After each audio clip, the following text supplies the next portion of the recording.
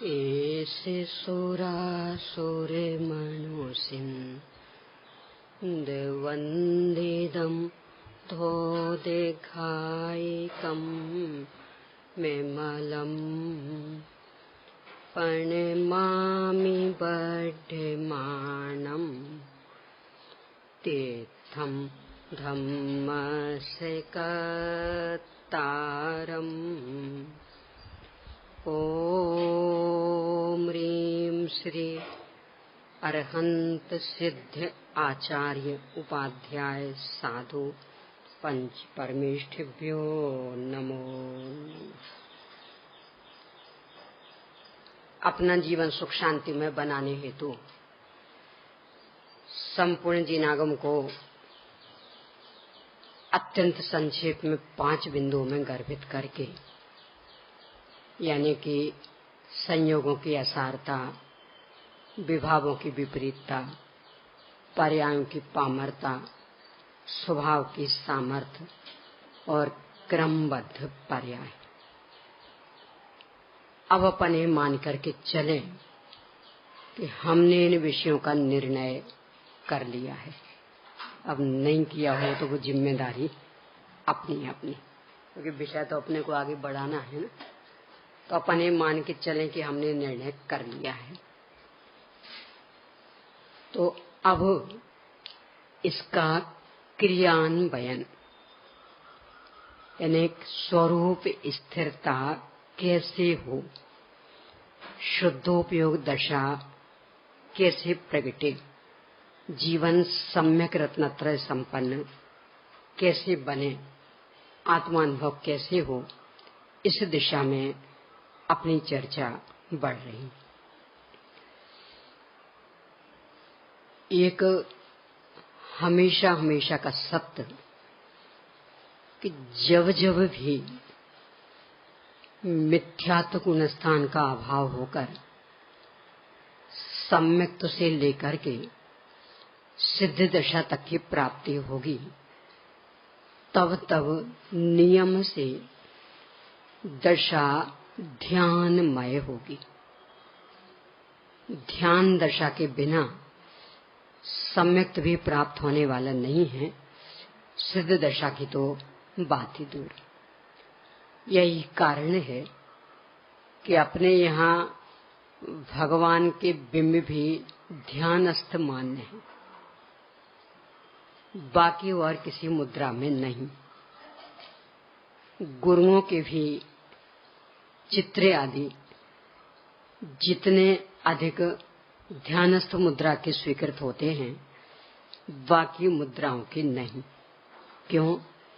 कि बाकी सब मुद्राएं किसी न किसी प्रकार की कषाय की प्रतीक हैं। इन्हें लिख रहे होंगे तो वो भी कषाय, आशीर्वाद दे रहे होंगे तो वो भी कषाय। वो जब यही कषाय तो बाकी का तो क्या कहना, मतलब यूं कर रहे हो तो कहना ही क्या, उसे तो सारी दुनिया कषाय कह देगी। अपन तो संपूर्ण कषायों का हमेशा हमेशा के लिए नाश करने के लिए देवशास्त्र गुरु की शरण में आते, इसलिए सर्वत्र ध्यान मुद्रा ही स्वीकृत है। वैसे तो ध्यान मुद्रा की आसने भी पूर्ण सुनिश्चित हैं, या तो पद्मासन या खड्गासन, पर अपवाद रूप में एक त्रियग आसन भी मान्य है। शर्त बस इतनी सी कि आपको जिस आसन में भी बैठना खड़ा होना बनता हो चल जाएगा, पर उपयोग की स्थिरता रहनी चाहिए। यानी यदि उपयोग बारंबार बदलता है, इसके लिए तो धारावाहिकता चाहिए, कंटिन्यूटी चाहिए। उपयोग बार बार बदलेगा तो धारावाहिकता नहीं बन पाएगी, इसलिए शुद्धोपयोग नहीं हो पाएगा। तो बुद्धि पूर्वक ऐसी आसन इसमें चुनी जाती है कि जिससे उपयोग भ्रष्ट ना हो। यहाँ तक स्थिति कि ऐसे आसन से बैठना कि कदाचित इस शरीर में से आत्मा ही निकल जाए तो भी आसन ना डिगे। ये जो पालथी अथवा पद्मासन की मुद्रा है, भगवान जिस आसन में विराजमान, आत्मा भी निकल जाए तो भी आसन यूं क्यों बनी रहेगी। खड़गासन में चाय जैसा खड़े होने का विधान नहीं है। बाहुबली भगवान को देखना, यूं नहीं। यानी स्कूलों में तो सावधान की आसन यूं मानी जाती, यानी एड़ी मिलाओ और पंजा खोलो। स्कूलों में जो ड्रिल वगैरह कराते ना पीटी, तो एड़ी मिलाओ और पंजा खोलो यूं, तो इसको बोलते भी सावधान की आसन। जिनागम में ये सावधान की आसन नहीं है। क्यों नहीं? कि यदि उपयोग हटा तो गिरे, तो कौन सी सावधान की आसन? यूं। यानी जितना यहाँ आगे अंतर उतना ही पीछे, बिल्कुल समान, और लगभग 4 अंगुल का, यानी अपने अपने शरीर की ऊंचाई आदि के हिसाब से 4 अंगुल का। तो बिल्कुल बराबर अंतर रहेगा तो पूरा शरीर संतुलित रहेगा, पूरे शरीर का वजन दोनों पैरों पर बराबर रहेगा। तो यदि कदाचित जीभ भी निकल गया तो भी वो गिरेगा नहीं, यानी मुर्दा हो जाए पूरा शरीर तो भी गिरेगा नहीं। क्यों? दोनों पैरों पर बराबर वजन था। तिरछा आदि होगा तो एक पैर पर कम एक पैर पर ज्यादा तो नियम से गिरेगा। इस तरह की आसन बुद्धि पूर्वक अपनाना,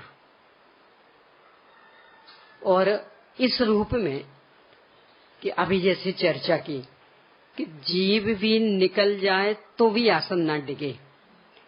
यहाँ चूंकि अपने को उपयोग पूरा हटा लेना है, तो यदि उपयोग हटते साथ ही आसन डिग गई तो उपयोग फिर वहां चला जाएगा। इसीलिए यदि पद्मासन या पालथी लगा के बैठते हैं अथवा अर्ध पद्मासन, तो उसमें भी हाथों की मुद्रा ये नहीं। ये आजकल ज्यादा रोग लगने लगा ना, यूं ध्यान।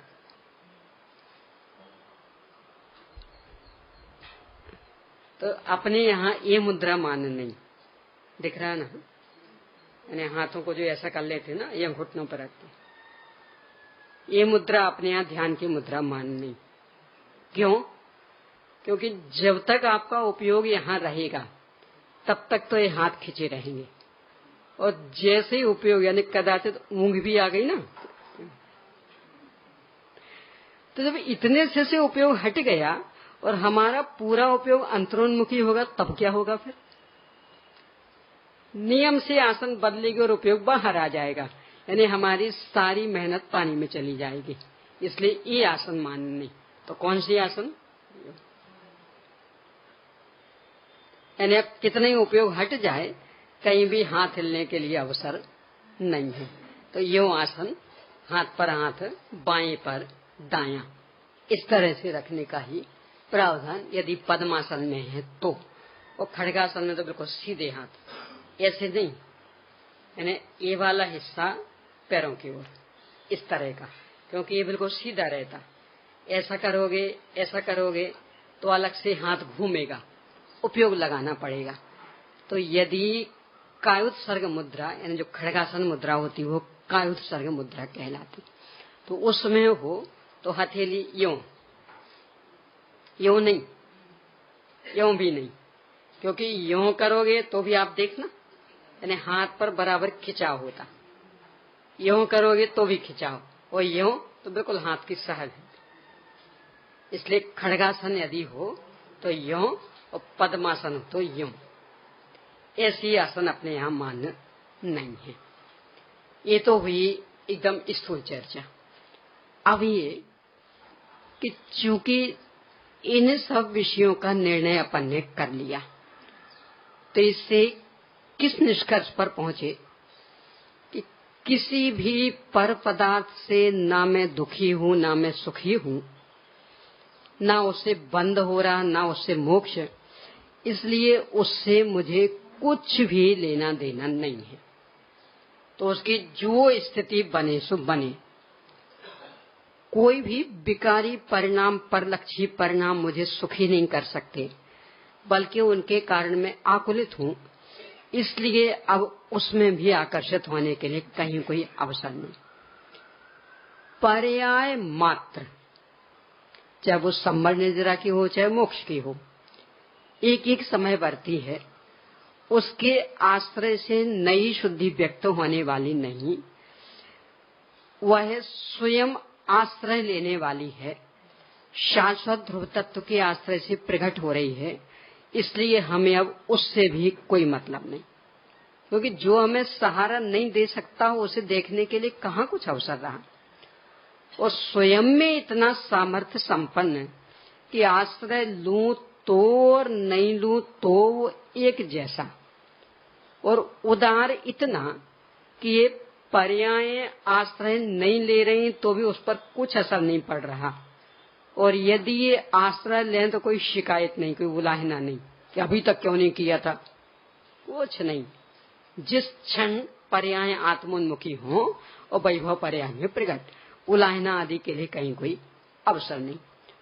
और चूंकि सब कुछ पूर्णतया सुनिश्चित, जो अनादि अनंत है यानी द्रव्य और गुण, उनमें तो किसी भी प्रकार से रूपांतरण के लिए अवसर है ही नहीं।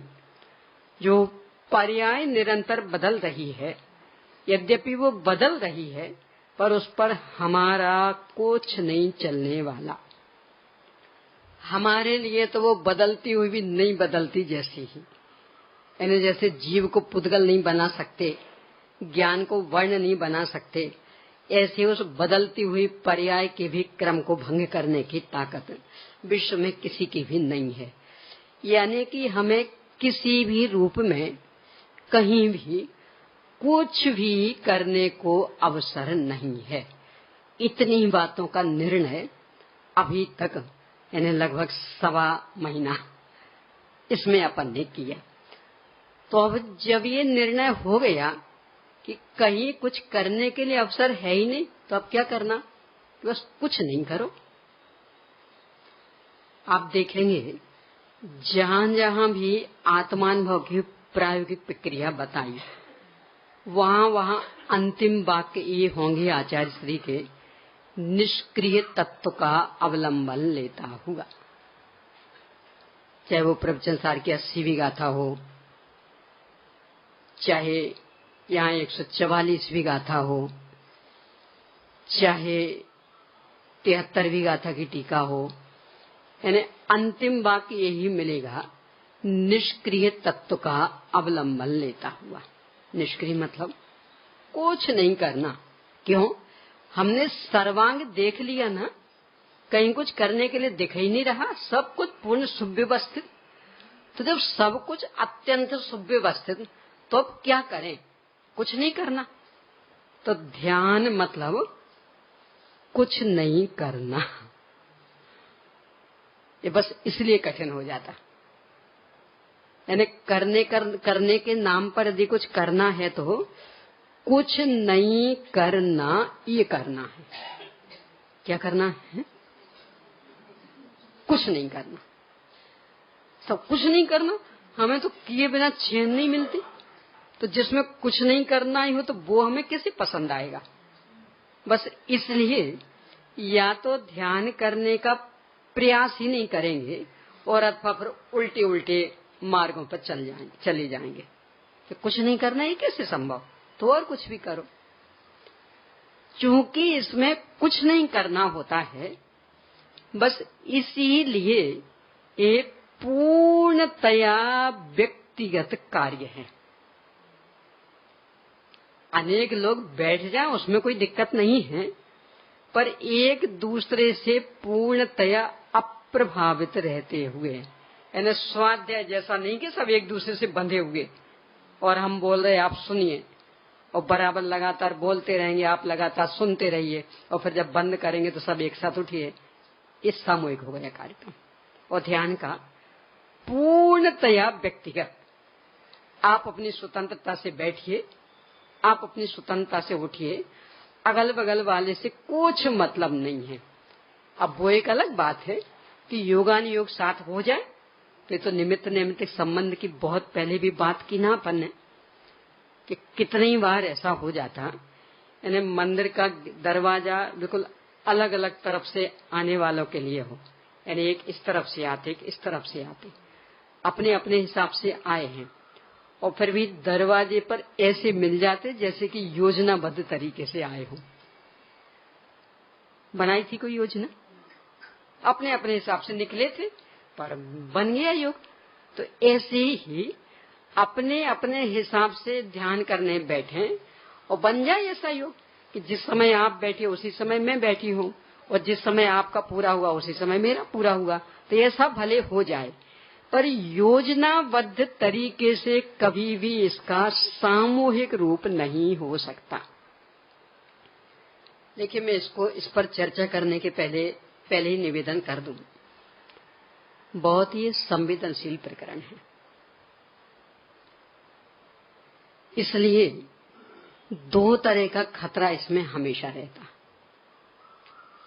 या तो ये कि हम ध्यान का ही निषेध करने लगेंगे, और या फिर ये कि ध्यान के नाम पर उल्टी उल्टी चर्चाएं करने लगेंगे।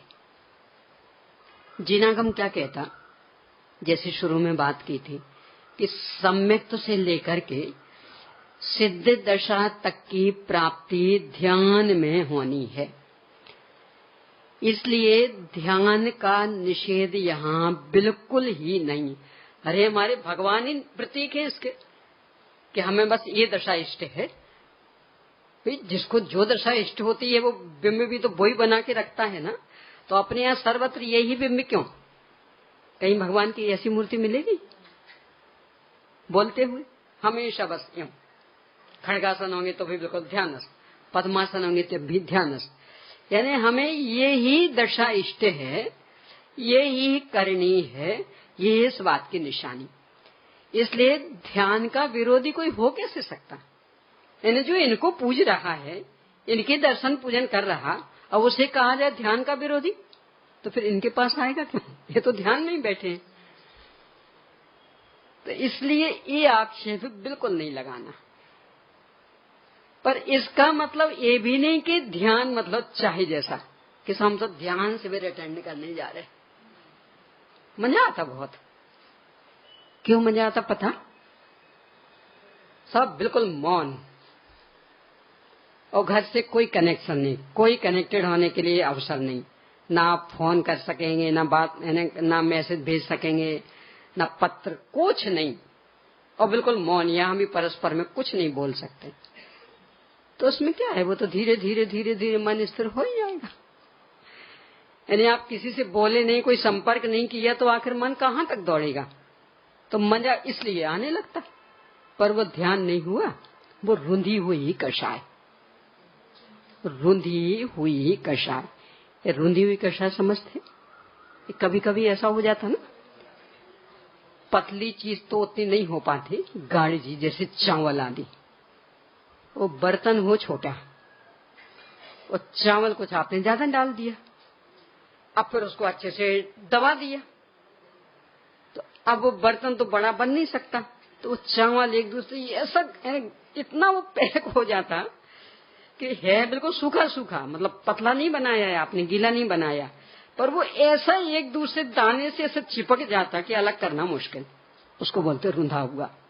यानी जगह कम थी और चावल आपने ज्यादा रख दिए। ये तो अनुभव आते होंगे ना अपने रसोई की चाय जबकि, तो बर्तन छोटा और चावल ज्यादा डाल दिए। अब यदि खुला रखते तब तो वो बाहर निकल के आ जाते, तो फैले रहते, पर आपने साथ में खूब अच्छे ढक दिया और इतना जोर से कि वो खुल भी नहीं सकता था। तो अब वो वहीं एक दूसरे में मिल करके बिल्कुल ठोस हो जाएगा। ये कहलाता रूंधी हुई कषाय। ये उदाहरण उसका। ऐसे ही यहाँ कि हमने उतने दिनों को संपर्क तोड़ दिया अथवा नियम है, इसलिए कोई तोड़ा थोड़ी है, क्योंकि तोड़ा होता तो फिर वापस काय को भागते। तो नियम कि यहाँ आओगे तो ऐसा ऐसा करना पड़ेगा, तो मजबूरी बस, तो तोड़ दिया। तो अब वो मन धीरे धीरे धीरे कि भी पता ही नहीं हमें कुछ क्या हो रहा घर पे, तो किस बात को लेके हम संकल्प विकल्प करें? लगातार 10 दिनों को जाता ही पता नहीं। पर वो कषाय इतनी रुंधी हुई थी कि जैसे ही वो समय पूरा होता और फिर देखना। 10 दिन से अभी बिल्कुल फोन नहीं किए थे ना कहीं भी, अब और ज्यादा। मोक्ष प्रकाशक में उदाहरण दिया है, एक नाली से पानी निकलता रहता, पर कारण बस हमने उसमें डांट लगा दी, मतलब कुछ भी ऐसा नाली को बंद करने को लगा दिया, तो वो पानी नहीं निकल पा रहा, पर डालना तो शुरू है, तो वो यहां भरता जाएगा। अब जैसे ही आप उसको खोलेंगे तो अब क्या होगा, और तेजी से निकलना है। बस ऐसे ये हो गया अपना। यानी यदि नहीं निकलने देना था तो पानी डालते नहीं तो नहीं निकलता, पर पानी डालना तो शुरू रखा और वो निकलने का दरवाजा बंद कर दिया, तो अब जब भी उसे खोलेंगे तो और ताकत से निकलना है उसे, और मोटी धार। ऐसे ही मिथ्या तो अवृत्ति प्रमाद कषाय आदि तो नष्ट नहीं किए। मौन ले लिया, किसी से संपर्क नहीं करेंगे, फोन नहीं करेंगे, कुछ नहीं है, पत्र पत्रिकाएं भी नहीं पढ़े, मतलब कुछ नहीं, स्वाध्याय भी नहीं करेंगे। ध्यान में तो ये भी होता है ना, स्वाध्याय भी नहीं, क्यों ये करेंगे तो इसमें भी फिर मन जाएगा ना, यहाँ क्या लिखा, कुन स्वामी क्या कह रहे हैं, अमृत, ये भी नहीं, कुछ नहीं, बस ध्यान ध्यान ध्यान। तो ऐसे हम बैठ गए, यानी वो दरवाजा हमने बंद कर लिया। अंदर तो सारा चल रहा, क्योंकि सारी विकृतियां भरी हैं। तो जैसे ही वो समय पूरा हुआ कि वो कषाएं और तेजी से बढ़ती हैं, परस्पर में भी, चूंकि बोल तो सकते नहीं थे और गड़बड़ तो होगी होगी, जहां 10 बर्तन होंगे तो नहीं बजे, ये संभव है। तो अब जब मौन टूटेगा तब फिर वो सारी कषाएं भड़केंगी। इसलिए अपने यहाँ ऐसे ध्यान शिविरों के लिए रंच मात्र अवसर नहीं। ये जो आक्षेप देते ना, यानी जो इस बात को बढ़ावा देते हैं, अपने गुरुदेव से पर आक्षेप यही है। ये सब ज्ञान तो उनने बहुत दिया, दृष्टि के विषय की चर्चा तो बहुत की, पर एक भी ध्यान शिविर नहीं लगाया। तो ये जो उनने कमी छोड़ी ना, हम तो उसकी भरपाई कर रहे हैं। तो इसलिए अब हमने ज्ञान शिविर बंद करके ध्यान शिविर लगाने शुरू किए। बहुत धोखे में जी रहे हो। यदि ध्यान के शिविर होते होते तो भगवान लगा के जाते। समोषण सभा में ज्ञान शिविर तो होता है। क्या होता समोषण में? दिव्य ध्वनि कीर्ति, यानी भगवान बता रहे, आप सुनिए। वहीं कहीं ध्यान शिविर भी हो जाता होगा ना। क्या बैठिए आप और भगवान बोल रहे, वे मार्गदर्शन देंगे, अब ऐसा करो, अब ऐसा करो, अब ऐसा करो, अब ऐसा करो। ऐसा कुछ होता? यानी ये नहीं है मार्ग। मार्ग ज्ञान शिविरों का है। शिविर मतलब सामूहिक रूप, तो ये मात्र ज्ञान के क्षेत्र का हो सकता। ध्यान पूर्णतया वैयक्तिक क्रिया, इसमें कोई निर्देशन आदि के लिए अवसर नहीं। और यदि करते हैं तो एक प्रकार का वो भी स्वाध्याय हुआ।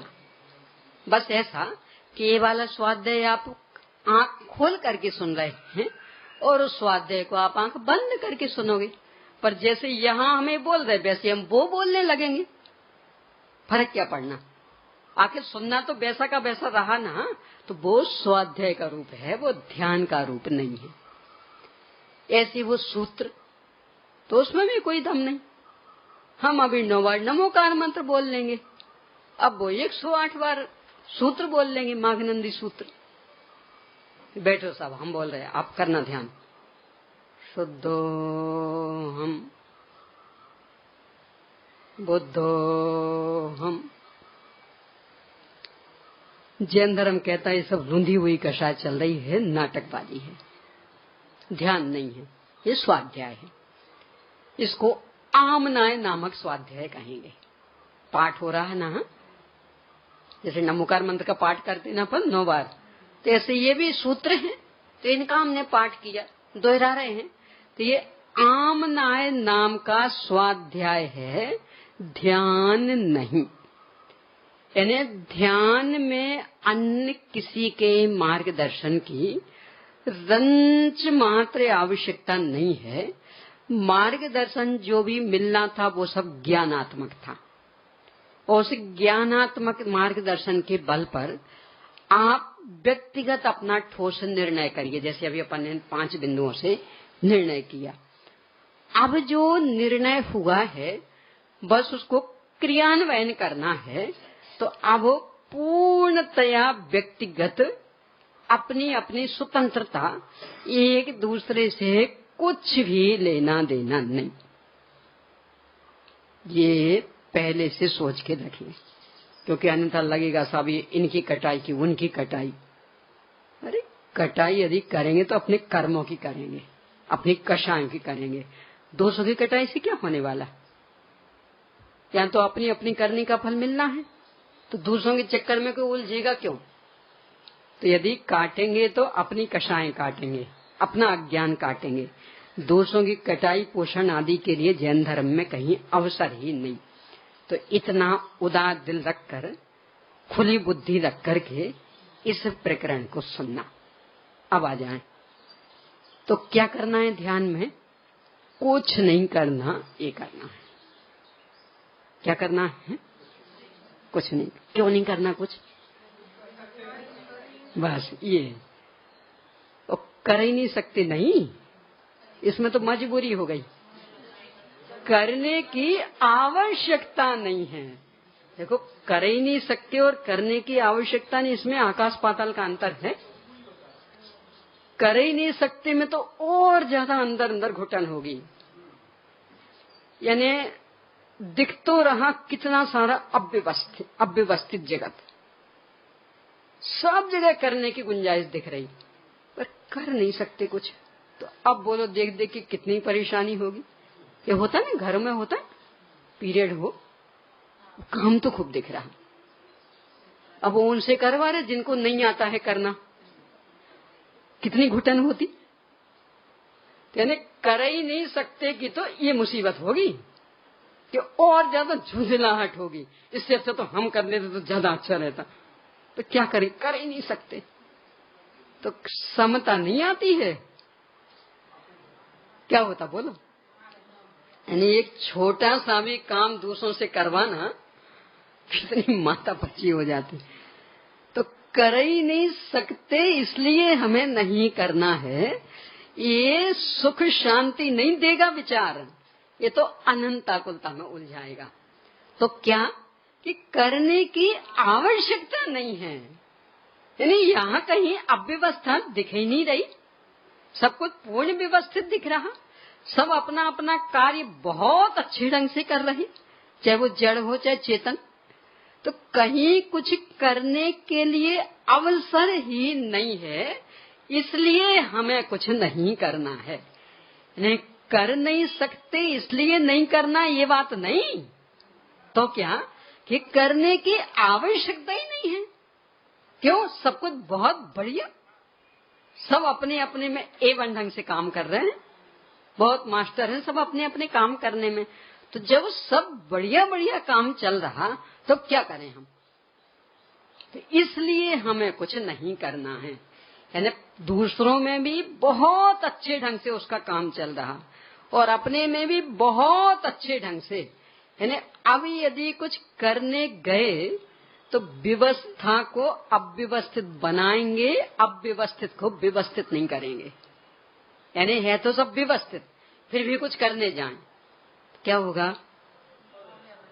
अव्यवस्थित होगा। यानी सब अभी व्यवस्थित बैठे और बिल्कुल चुपचाप सुन रहे है नहीं आके ऐसे। पर उदाहरण के लिए कि अब अध्यक्ष महोदय खड़े हो जाएं, ठीक से बैठिए, चुपचाप सुनिए।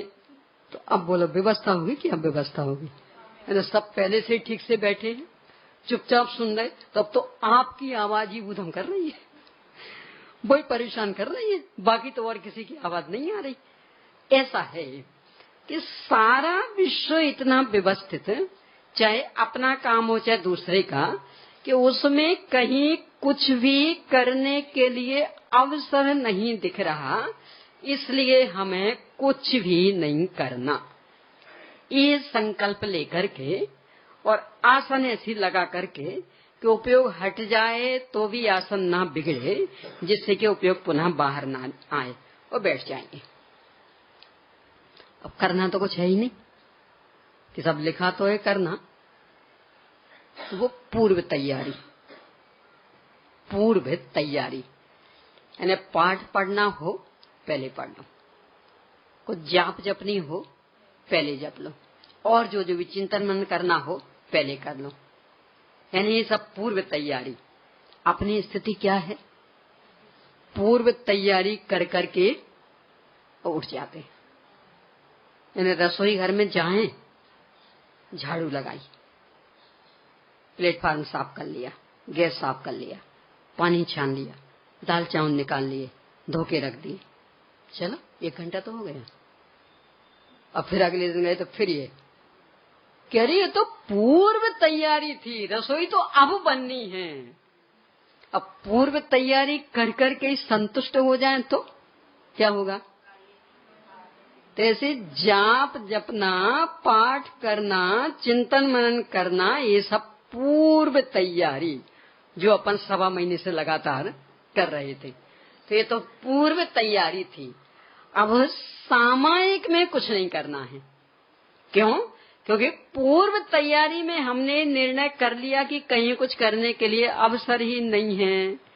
अब यदि हम कुछ करने गए तो अब व्यवस्था होगी, व्यवस्था नहीं, यानी व्यवस्था को हम बिगाड़ने में कारण बनेंगे, तो वो तो बिगड़ेगी नहीं, हमें असफलता मिलेगी तो अनंत आकुलता होगी। देखो, काम करने जाएं और वैसा हो जाए तब तो निराकुल रहते, पर कब हो सकता वैसा? कि जब हमारे हाथ में हो, और हमारे हाथ में तो है नहीं। तो काम करने गए और वहां वैसा होना नहीं, तो अपना श्रम असफल, जितना असफल होगा उतनी झुंझलाहट, उतनी आकुलता। तो इस निर्णय के बल पर कि कहीं भी कुछ हमें करना नहीं है, इसलिए बस अब कुछ नहीं करना, तो जो भी कहीं करने के लिए कुछ लिखा हो तो समझ लेना वो सब पूर्व तैयारी थी। अब उसकी भी आवश्यकता क्यों? वो भी बहुत मनोवैज्ञानिक। उपयोग इतना चंचल है कि यहाँ वहाँ भटकने के बाद सीधा अंदर आए तो नहीं आ सकता। एक दिन पहले उदाहरण लिया था ना, आपको टर्न करना, गाड़ी मोड़नी हो, आप बहुत फुल स्पीड से चला रहे थे, एकदम से मोड़ दो, क्या होगा?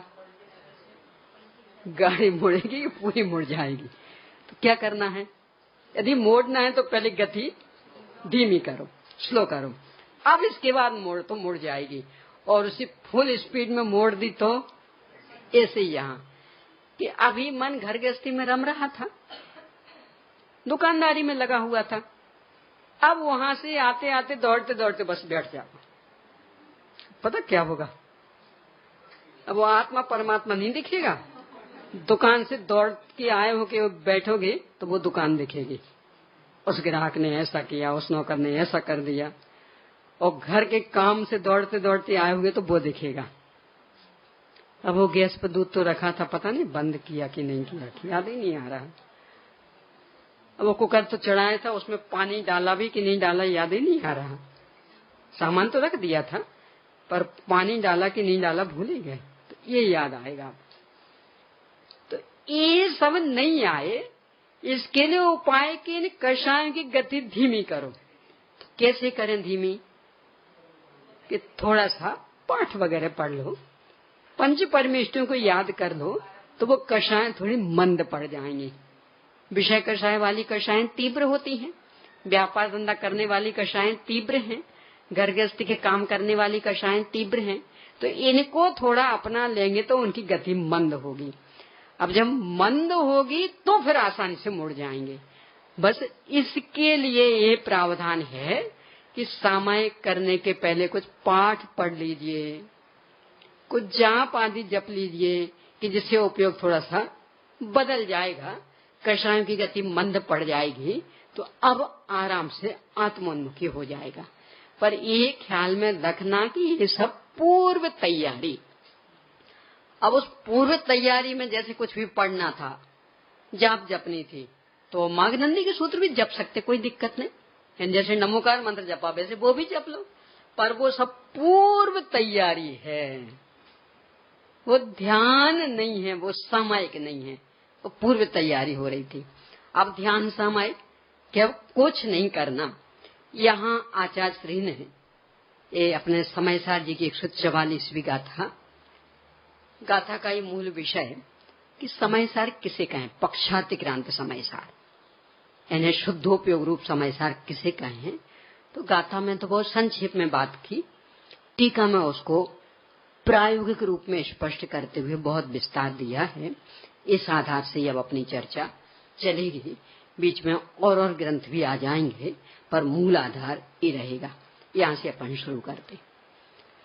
सम्मतन सन्नानम एसो लय दित्ति नवरि वव देशम, सब विनय पक्ष रही दो भणि दो जो सो समय सारो। जो सर्व नए पक्षों से रहित कहा गया है वह समय सार है। इसी समय सार को ही केवल सम्यक दर्शन और सम्यक ज्ञान ऐसी संज्ञा मिलती है। नामों के भिन्न होने पर भी वस्तु एक ही है। क्या कह रहे हैं यहाँ? नए पक्षातीत। यहाँ नए पक्ष मतलब किसी भी ओर का झुकाव। नए पक्ष का मतलब इस संदर्भ में किसी भी ओर का झुकाव, किसी भी ओर का आकर्षण, अपने ज्ञान का किसी भी ओर रमना, आसक्त होना। अब वो किस पक्ष में रहता है इससे कुछ फर्क नहीं पड़ना, क्योंकि इसके पहले 20 कलशों के माध्यम से आचार्य ने स्पष्ट किया। और उन 20 कलशों में सब तरह की बात, यानी कहीं व्यवहार के विषय को मुख्य किया तो कहीं निश्चय के विषय को भी। यानी एकस्य बद्धो न तथा परस्य, तो इसमें एक मुख्य हो गया, अपर गौण हुआ। और इसके साथ ही एकस्य नाना न तथा परस्य, तो अनेक मुख्य हो गया, एक गुण हो गया। मतलब निश्चय के विषय को भी मुख्य किया और व्यवहार के विषय को भी मुख्य किया। प्रतिपादन दोनों में ये कि दोनों ही नए पक्षपात हैं, संतुलन दोनों में नहीं है। संतुलन कब होगा? चित चिदेव, कि चैतन्य तो बस चैतन्य है, न एक न अनेक, न कर्ता न अकर्ता, न भोक्ता न अभोक्ता, बस चैतन्य चैतन्य मात्र। तो चैतन्य मात्र रहे तब तो वो पक्षपात से रहित है। और यदि किसी भी ओर झुके, यानी निश्चय की ओर झुके तो भी वो पक्षपात, और व्यवहार की ओर झुके तो भी वो पक्षपात। और कितना बड़ा पक्षपात! यदि आचार्य कल पंडित टोडरमल जी साहब से 7वें अध्याय में पूछेंगे, वहां उभयाभासी प्रकरण में उभयाभासी की मान्यताओं को स्पष्ट करते हुए उदाहरण रूप में 7 मान्यताएं प्रस्तुत की। उदाहरण कि ऐसा माने तो उभयाभासी, ऐसा माने तो उभयाभासी, तो 7 मान्यताएं। उसमें एक मान्यता ये रखी उसने, श्रद्धांत तो निश्चय का रखते हैं और प्रवृत्ति व्यवहार रूप रखते हैं। उसकी मान्यता उभयाभासी की, तो एक ये उदाहरण बनाया, श्रद्धांत निश्चय का रखते हैं और प्रवृत्ति व्यवहार रूप रखते हैं। पंडित जी साहब ने मीमांसा की ऐसा करना गलत है? श्रद्धांत निश्चय का रखना ये भी गलत है कि हाँ? तो पता हेतु क्या दिया? किसी भी एक नए का श्रद्धान करने से एकांत मिथ्यात्व होता है। घर पे जाके देख लीजिएगा उभयाभासी प्रकरण, उसमें एक मान्यता कि श्रद्धान निश्चय का रखते हैं और प्रवृत्ति व्यवहार रूप रखते। तो पंडित जी साहब ने उसकी गलती निकालते हुए कहा, किसी एक नए का श्रद्धान रखने से एकांत मिथ्यात्व होता है। यानी अकेले व्यवहार नए के श्रद्धान का ही नाम एकांत मिथ्यात्व नहीं, अकेले निश्चय नए के श्रद्धान का नाम भी एकांत मिथ्यात्व। दोनों नए का श्रद्धान रखना, पर कैसा? जैसा उनका स्वरूप है वैसा।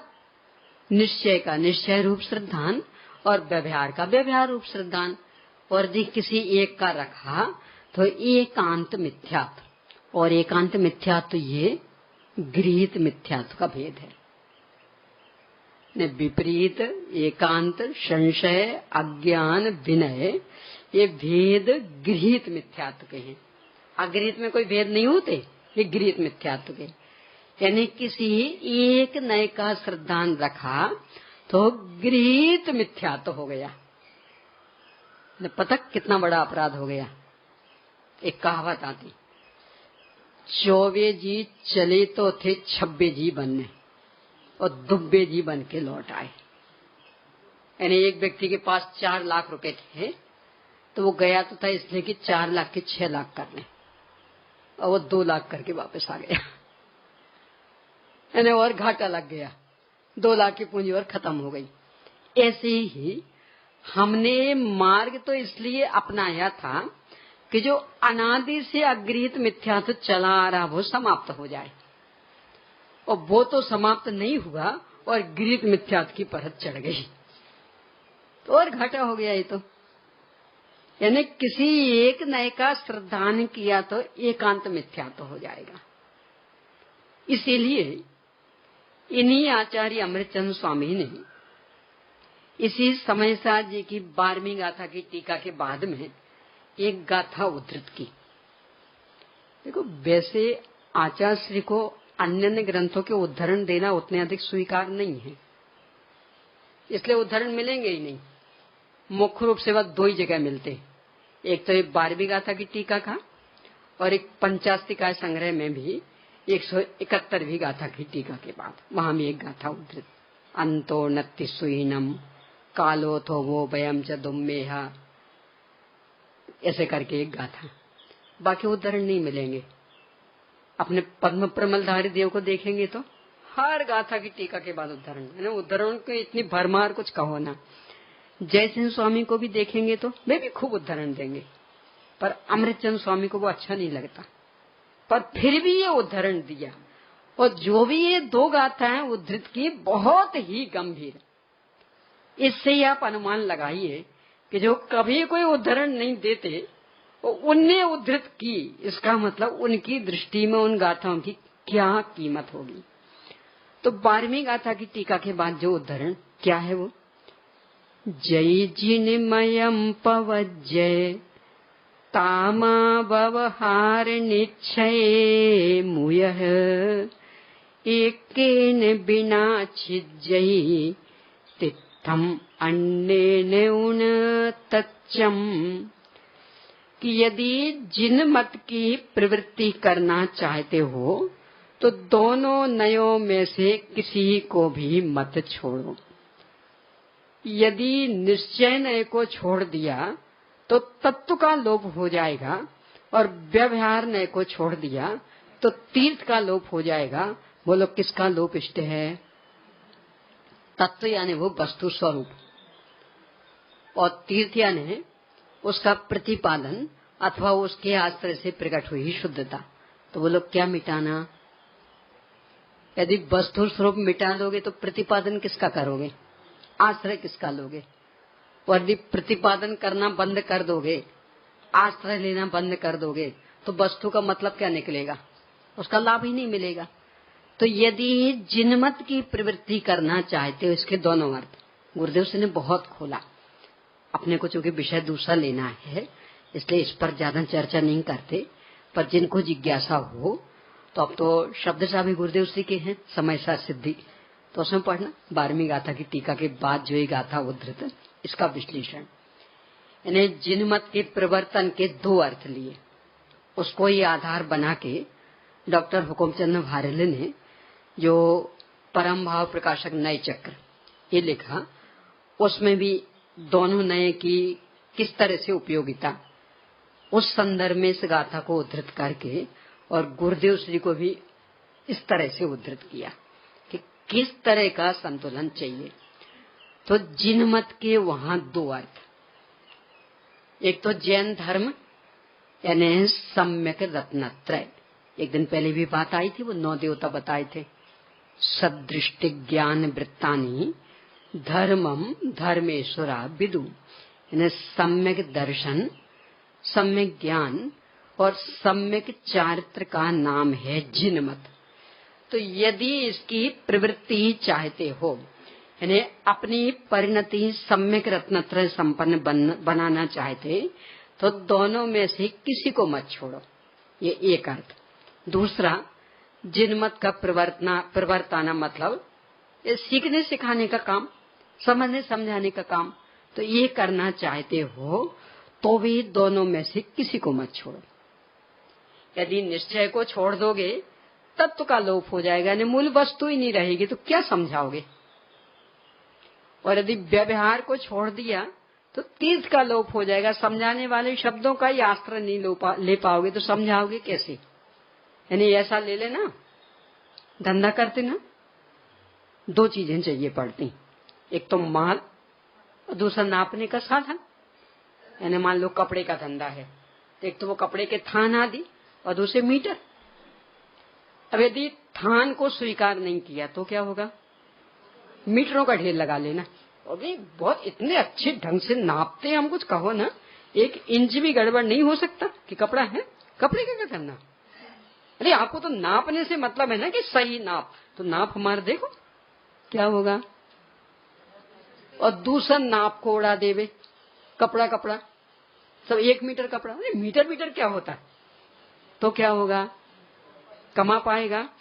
तो यदि कमाना है तो क्या करना, नाप भी व्यवस्थित और माल भी व्यवस्थित, हर क्षेत्र में लगा लेना। यानी नाप गड़बड़ हुआ तो भी नहीं चलेगा और माल गड़बड़ हुआ तो भी नहीं चलेगा। दोनों पूर्ण संतुलित होंगे तो ही ग्राहक संतुष्ट रहेगा और तो ही आपको कुछ लाभ मिल पाएगा। और दो में से कुछ भी गड़बड़ हुआ तो ना ग्राहक संतुष्ट और ग्राहक संतुष्ट नहीं तो आपका लाभ भी खतरे में। बस यही यहाँ तो व्यवहार नए इन नाप है और निश्चय ने वो माल है। तो बोलो दोनों में से किसको हटाना। माल को हटा दोगे तो नापोगे क्या, और नाप को हटा दोगे तो नापोगे कैसे। तो इसलिए दोनों का संतुलन चाहिए। ये बात बहुत अच्छे ढंग से गुरुदेव सिंह ने उस गाथा के स्पष्टीकरण में लिए है। आपसे अपेक्षा रखूंगी कि आप उसको पढ़िए। इन्हीं आचार्य अमृतचंद स्वामी ने पुरुषा सिद्धि उपाय में भी लिया कि एक नए का पक्षपाती कभी जीवन सुख शांति में नहीं बना पाए। तो उन्हें ऐसा लिखा, व्यवहार निश्चय यः प्रबुद्ध तत्वेन भवति मध्यस्थः प्राप्नोति देशनायास सैव फलमविकलम शिष्यः। कि देशना का पूरा फल कौन पाएगा, कौन सा शिष्य पाएगा कि जो व्यवहार निश्चय के यथार्थ स्वरूप को जानकर मध्यस्थ होगा। वो किसी भी ओर खिंचेगा तो वो नहीं पा पाएगा, मध्यस्थ होना चाहिए। और देखो जितनी सक्रिय चीज हो उस पर मध्यस्थ होने में उतना अधिक श्रम चाहिए, पुरुषार्थ चाहिए और एकाग्रता चाहिए। देखो इसको ऐसा नहीं, जैसे मान लो ये इतना चौड़ा, अब इस पे ये रखना हो तो जो कि बहुत चौड़ा आराम से रख जाएगा। यानी थोड़ा बहुत यहाँ कम यहाँ जाए तो कोई फर्क नहीं पड़ना, क्यों बहुत चौड़ा। अब मान लो अकेले इस पे रखना है तो रख तो जाएगा पर बहुत बैलेंस बनाना पड़ेगा। रख तो जाएगा पर बैलेंस कितना चाहिए, यानी थोड़ा सा भी एक पॉइंट जितना भी यहाँ वहां होगा तो गिरेगा, या इस तरफ गिरेगा इस तरफ गिरेगा, और पूरा बिल्कुल दोनों तरफ का सही वजन तो टिका रहेगा। तो कम सावधानी में भी हो जाएगा।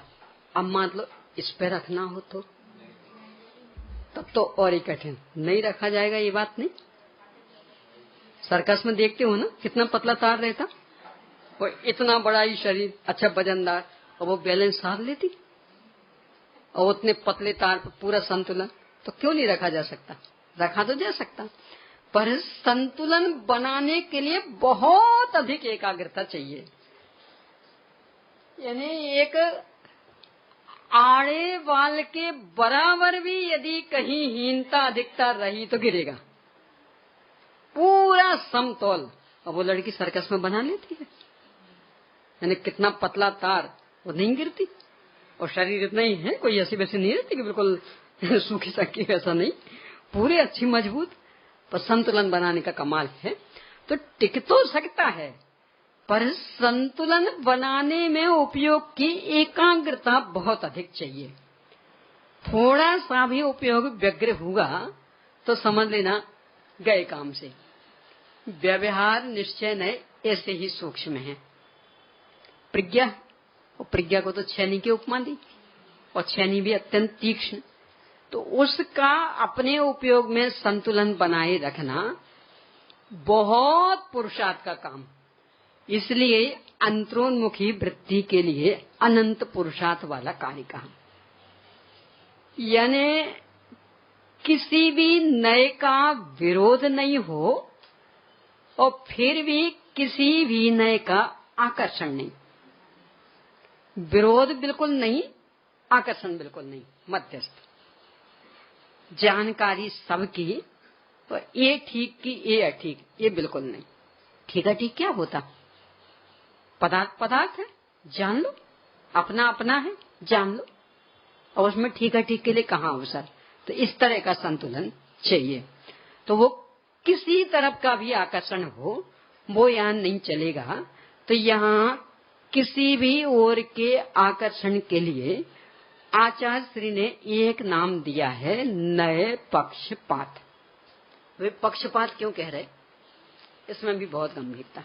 ये तो पूरी अंत्यंत की 4 गाथाएं हैं, यानी 141 से, इसका अर्थ कर्माधिकार की 141 से 144वीं गाथा तक का विषय पूरा पक्षातिक्रांत का ही विषय। यानी कैसे हम पक्षातिक्रांत हों, यानी कैसे आत्मानुभव हो, कैसे शुद्धोपयोग हो, तो पूरी प्रायोगिक प्रक्रिया है। तो इसको पक्षपात क्यों कहा, इस पर अपन चर्चा करने जा रहे। पक्षपात में 2 शब्द हैं, पक्ष और पात। पक्ष का एक अर्थ पंख भी होता है, और पात यानी होता गिरना, गिरना गिरना, टूट जाना। हाँ? पक्षी के पंख होते, पंखों के बल पर वो उड़ता है। यदि पंख टूट गए तो क्या होगा? यदि एक पंख टूटा तो अब एक में कौन सा, दाईं ओर का कि बाईं ओर का? यानी दोनों पंख सही सलामत सुरक्षित रहे तब तो वो व्यवस्थित उड़ लेगा। और यदि दोनों में से कोई सा भी एक गड़बड़ हुआ है, उससे फर्क नहीं पड़ना कि बाईं ओर का कि दाईं ओर का, कोई सा भी यदि गड़बड़ हुआ तो परिणाम निकलेगा गिरना। तो जैसे पक्षी के पंखों का गिरना ये उसके अधोपतन का कारण बनना है, अब वो उड़ नहीं सकता। ऐसे ही पक्षियां ने एक की ओर का आकर्षण, यानी वो तो था उदाहरण। अब यहाँ पक्ष मतलब आकर्षण, और उसकी तरफ पात मतलब झुकना, यानी हमें आप अच्छे लगते, आप नहीं। तो आप जो भी बात कहें, हाँ बिल्कुल ठीक, और इनने जो भी कहा इसका टाइम, ये हो गया पक्षपात। यानी हमें आपका पक्ष था इसलिए आपका सब कुछ अच्छा लग रहा, तो आप गलत कहें तो भी अच्छा, और इनकी ओर का पक्ष नहीं है तो गलत है ही इनका, और सही भी हो तो भी गलत, ये पक्षपात। अब ऐसा कोई लोक में भी करे तो उसे अच्छा नहीं कहा जाता, तो वस्तु स्वरूप में इसके बल पर जीवन सुख शांति में कैसे बन जाएगा? इसलिए पक्षपात से रहित। अब नए मतलब अनंत धर्मात्मक वस्तु में से कोई एक एक योग्यता उसकी, तो चूंकि प्रत्येक वस्तु में अनंत धर्म एक जैसी ही हैसियत लिए हुए हैं, यानी ऐसा नहीं समझना कि आत्मा में ज्ञान कोई विशेष ताकत वाला हो इसलिए उसको ज्यादा पूज्यता मिल गई, बिल्कुल नहीं, एक जैसी हैसियत। यानी जैसे नित्य धर्म, जैसे अनित्य धर्म, जैसे दर्शन गुण, जैसे वीर गुण, बिल्कुल उसी हैसियत वाला ज्ञान गुण। ये तो पहचान का चिन्ह है, इसलिए उसकी चर्चा ज्यादा हो गई। पर वस्तु की ओर से देखेंगे तो बिल्कुल एक जैसी हैसियत, तो आपको एक जैसी हैसियत में स्वीकार करना पड़ेगा। और नहीं साहब ज्ञान, अरे ज्ञान का तो कितना कमाल, वो नहीं होता तो उसके बिना तो सारा जगह अंधा, बस गए, पक्षपात हो गया, अब आत्मानुभव नहीं हो पाएगा।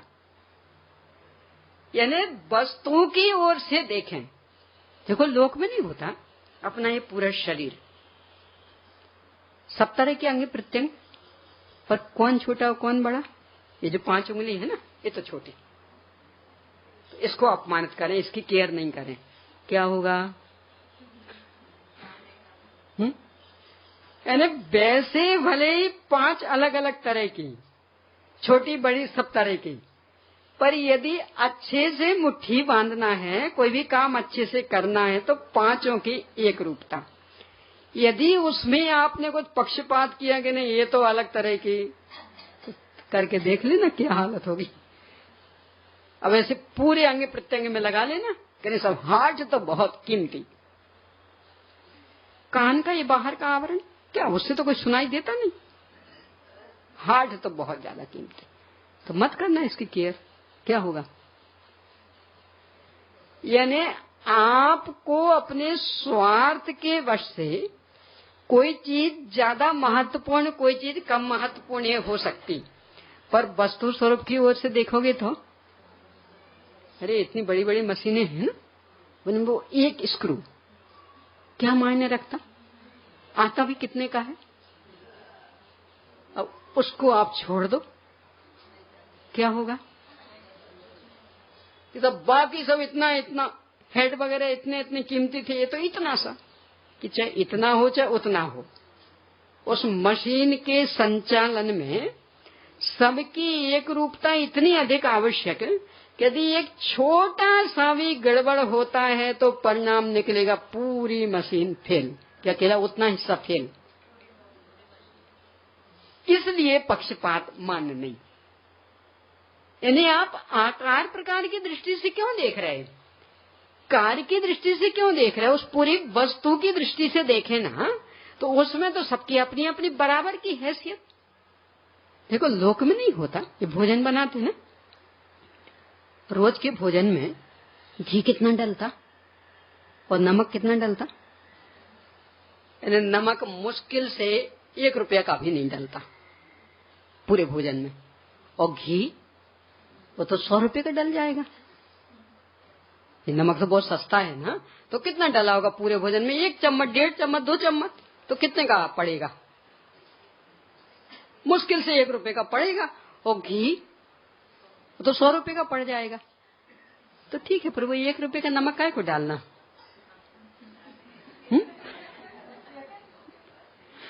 बोलो, वो अलोना भोजन करके देखना कि एक एक गिलास में हमसे तो नहीं खाया जाता, तो बोलो महत्व था कि नहीं? अब रुपयों से आप नापो, अरे सब अकेली वो 1 रुपये की चीज नहीं पड़ी, 100 रुपये की डाल दी ना, और भी मान लो को मेवा मिष्ठान सब डाल दे, बस अकेला इतना सा नमक नहीं डाला, क्या होती है हालत? तो जब लोक में भी ना उसकी कीमत के हिसाब से नाप होगा, ना उसकी मात्रा के हिसाब से नाप होगा, भोजन में तो सब चीज चाहिए और संतुलित रूप में, तब वो भोजन सुस्वादु बनेगा। बस यही यहाँ धर्म में, किसकी उपयोगिता कितनी, किसकी मात्रा कितनी, क्या आपको ज्ञान करना हो तो ये सब सोचना, आत्मानुभव करना है तो इसके लिए तो सब एक जैसे, बस एक अनंत अनंत गुणों का अखंड पिंड आत्मा। अब उसमें जो हैसियत ज्ञान की वही दर्शन की, वही वीर की, वही चारित्र की, ज्ञान बड़ा हो बाकी छोटे ये नहीं, और यदि किया तो ये नए पक्षपात। तो नए मतलब एक दृष्टि, यानी प्रत्येक वस्तु जो अनंत धर्मात्मक है उसमें से कोई सा भी एक, तो उसका नाम नए हो, उसकी ओर का अपना झुकाव, उसकी ओर का आकर्षण, उसकी महत्ता अपनी दृष्टि में आना, इसका नाम है पक्षपात। और ये नए पक्षपात आत्मानुभव का सबसे बड़ा विरोधी। तो ये टूटे तब आत्मानुभव हो। कैसे टूटता है, क्या इसके तोड़ने की प्रक्रिया है, ये सारा विषय अपना क्रम से आगे आएगा। अभी का समय हो गया। चलिए प्रश्न लिख लीजिए। आत्मानुभव के लिए, आत्मानुभव के लिए क्या करना, यह सहेतुक बताइए। एक कारण देते हुए बताइए। अगला, ध्यान के संदर्भ में आसन आदि का क्या महत्व है। अगला, नए पक्षपात क्या है। बस।